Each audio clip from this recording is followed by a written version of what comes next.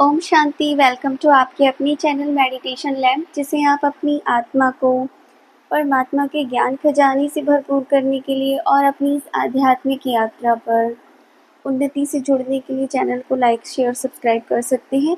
अभी हमारी अव्यक्त मुरली सीरीज़ चल रही है, जिसमें हम 1974 की मुरलीज़ को स्टडी कर रहे हैं।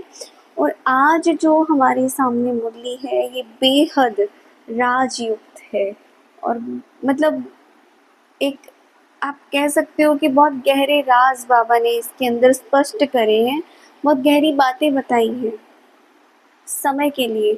और वो समय तो खैर अभी है, क्योंकि मुरली तो जब उच्चारण करी गई थी तब 74, लेकिन अब वो समय नहीं है। उसके कितने सालों बाद हम लोग इस मुरली को स्टडी कर रहे हैं। तो देखिए बाबा ने क्या कहा। टाइटल है विश्व कल्याण के निमित्त बनी आत्माओं के वचन भी सदा सदा कल्याणकारी। और ये मुरली है हमारे सामने 27 मई 1974 की। ये लगभग 52 साल पहले की मुरली है। तो समझिएगा ज़रा कि इसके साकार होने में कितना समय बचा है या सच में वो चीज़ हो रही है, क्योंकि समय बहुत बीत चुका है। वो बातें भगवान की कही ऐसा नहीं है, वो साकार तो होनी ही है। अब अपने आप से पूछिएगा कि कहीं यही तो नहीं है वो समय। बाबा ने कहा कि महान आत्माओं के हर बोल को महावाक्य कहा जाता है। महावाक्य अर्थात महान बनाने के महावाक्य, और ऐसे वाक्यों में विस्तार न होकर सार होता है। अब बाबा के भी तो वाक्य देखिए, एक एक लाइन के अंदर इतना सार समाया हुआ है ना कि उसके ऊपर बैठ के किताबें लिखी जा सकती हैं। और अगर वो भी किसी को ये समझिए कि समझना है, क्योंकि जो बातें सार युक्त होती है ना, तो उसके ना मतलब बहुत सारे निकलते हैं और एक्चुअल में किस सेंस में भगवान ने वो बात कही है और उसके कितने कितने मीनिंग है, हर किसी के लिए वो किस तरह से अप्लाई हो रही है, तो ये सब कुछ डिफ़र करता है। ये सिचुएशन के अकॉर्डिंग उस आत्मा की जो स्टेज है, उसकी जो कह सकते हैं कि कौन सी स्टेज पर वो आत्मा है, उसकी गति क्या है, स्थिति क्या है, तो इसके ऊपर डिपेंड करता है। तो बाबा ने क्या कहा देखो, अलग अलग तरह से बताया। मुरली का टाइटल भी इसी को एक तरीके से कोरिलेट करता है। संगम युग में आप ब्राह्मणों के बोल के महत्व का यादगार भक्ति मार्ग में भी क्या दिया हुआ है, सत्य वचन महाराज के रूप में अभी तक चला आ रहा है। कि यानी जो ऋषि मुनि, ये जो भी साधु सत्संगी होते हैं, इनके वचनों पे ना कोई क्वेश्चन नहीं उठा सकता, कोई भी क्वेश्चन नहीं उठाया जाएगा। वो जो भी कहे हर चीज़ को सतवचन महाराज, सतवचन महाराज। तो कभी इस वजह से क्या हुआ कि ठीक है, स्टार्टिंग में द्वापर के स्टार्टिंग में ये चीज़ चलती थी तब ठीक था, लेकिन बाद में क्या हुआ कि कुछ इतनी बातें भी तोड़ मरोड़ कर पेश करी गई, कुछ का कुछ मीनिंग बताया जा रहा है, तो भी कोई क्वेश्चन उठा ही नहीं सकता कोई। वो बोलते ना कि बुद्धि अपना विवेक नहीं चला सकता कि खुद से। विवेक का मतलब ही क्या है कि दिस इज राइट और रॉन्ग, कि ये ठीक है या नहीं है या गलत है। वो क्वेश्चन हटाने का मार्जिन ही आपने उसको कट डाउन कर दिया, तो फिर तो भक्ति में जाहिर सी बात है ना, गिरती कला तो वैसे भी आनी ही है। कि जहाँ आप किसी भी चीज़ के ऊपर से सवाल उठाने का अगर वो ख़त्म करते हैं, तो वहाँ पर तो फिर वो कोई कुछ भी करे सामने से, वो चीज़ें तो कभी क्लियर हो ही नहीं पाएंगी। और वो तो मनमाने ढंग से आप किसी भी बात को तोड़ मरोड़ कर कुछ भी कह सकते हो। और दूसरा ये है कि देखिए, जैसे जो विश्व कल्याणी होंगी, तो उनके वचन ऐसा नहीं होगा कि कभी कल्याणकारी होंगे और कभी अकल्याणकारी होंगे, नहीं। उनके जो बातें होंगी, उनकी जो भी वचन होंगी, वो सदा सार युक्त होंगे, योग युक्त होंगे, युक्ति युक्त होंगे, शक्ति युक्त होंगे, स्नेह युक्त होंगे। तो बाबा इसको क्वेश्चन के फॉर्म में पूछते हैं कि क्या तुम्हारे बोल ऐसे हैं, स्वमान युक्त, स्मृति युक्त, ऐसे बोल बोलते हो? तो खुद खुद को आंसर दे कि क्या करते हैं आप, बताइए। व्यर्थ में थोड़ी ना जाएंगे, व्यर्थ तो हटा ही दो, ये तो बहुत आगे की चीज हो गई। बोल के अंदर इतनी पावर होनी चाहिए कि उसके अंदर सार हो, योग हो, शक्ति हो, स्नेह हो। व्यर्थ का तो मतलब भूल ही जाओ आप कि कहीं स्टैंड करते हो, अगर ये वाली चीज है अभी। और जो इसमें बहुत गहरा राज बाबा ने देखो क्या बोला कि जो समय चल रहा है ना, जब संपूर्ण स्थिति की स्टेज या परिणाम का जब समय नजदीक आएगा या आ रहा है और आ गया है, अब मैं ये वाली भाषा थोड़ा-सा चेंज करके बोल रही हूँ। तो रिज़ल्ट आउट मतलब ये चीज़ें ना दिखाई देंगी, बस बहुत थोड़े से मार्जिन पर ही हैं हम, जितना भी आगे के कुछ साल आने वाले हैं। तो समझिएगा कि बाबा कोई मुख से थोड़ी ना करेंगे, ऐसे अनाउंस करेंगे, हाँ ये फर्स्ट आया है, चलो जी ये सेकंड आया है, तालियां बजाओ, ये थर्ड आए हैं, अभी ये नहीं, ऐसे नहीं होगा।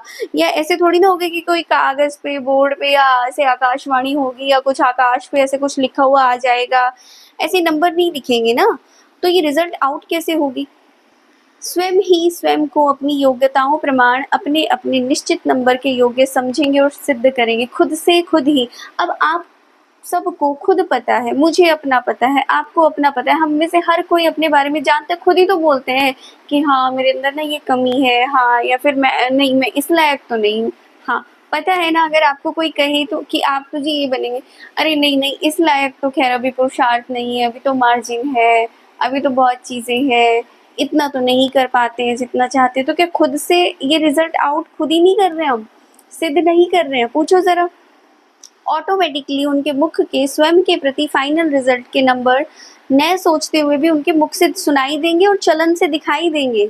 मतलब खाली बोल से नहीं सुनाई देंगे, उनके चलन से भी दिखाई देंगे, उनको खुद से भी रहेगा कि हाँ देखो मेरी ये चीज़ नहीं हो पा रही है, मैं नहीं कर पा रहा हूँ, वो खुद भी बताएंगे कि ये दिक्कत आ रही है।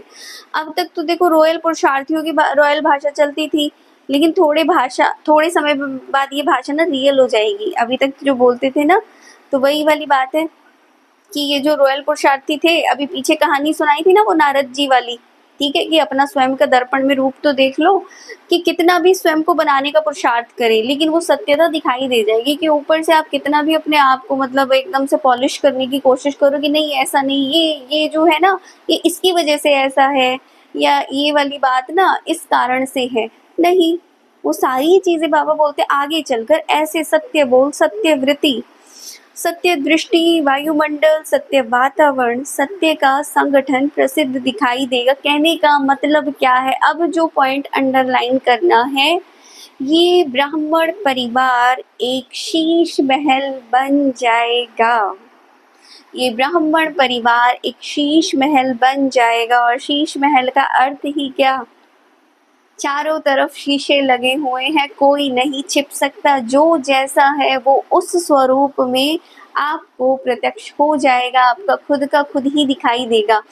अभी तो क्या बड़े से बड़े दाग भी छिपाने से छुप जाते हैं, क्योंकि उस समय की बात है। और थोड़ा अगर अभी भी लगता है किसी को, क्योंकि अभी शीश महल नहीं बना है जो कि चारों ओर के दाग स्पष्ट दिखाई दे, जब किनारा कर लेते हैं तो छिप जाते हैं दाग, ठीक है। लेकिन दर्पण के आगे स्वयं को लाने से क्या छिपा सकते हैं? तब छिपता नहीं है। अपने आप को इस टाइम तो खुश कर लेते हो, लेकिन हर बार नहीं। बाप भी बच्चों को कल्याणकारी बन करके अनजान बन जाते हैं। आपको क्या लगता है भगवान को ठग सकते हैं क्या हम? किसको?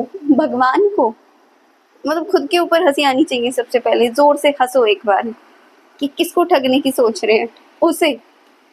जब खुद ही खुद को नहीं, तो बाबा तो अनजान बन जाते हैं, ठीक है, जैसे कि जानते ही नहीं है।